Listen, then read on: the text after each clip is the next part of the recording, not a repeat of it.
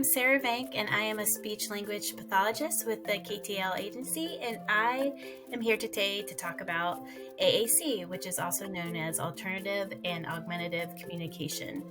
And basically, AAC is for early communicators who aren't using their words yet, or they're communicating with a couple words, or they're communicating with their bodies and their behaviors, and they need something a little bit more to help augment or make that communication bigger or be an alternative to how we typically communicate, which is speaking.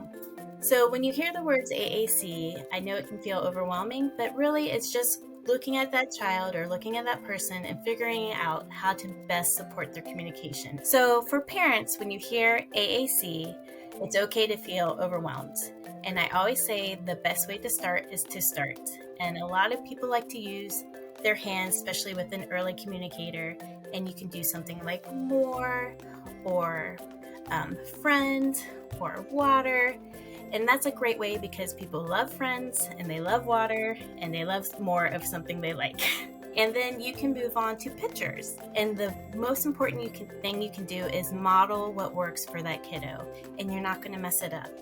If you're using your hands, or you're using a picture, or you're using a device or a piece of paper with a bunch of symbols on it, that child's going to look at it and be like, oh, they're using the way I talk, and it's just going to keep that system going. So that's where I tell parents to start. Just model, model, model. You're not going to get it wrong. You're actually opening up their world, showing that kiddo, I can talk, and my mom is using that, or my grandma is using that way. It's amazing. Or my sister is using that way, or the neighbor.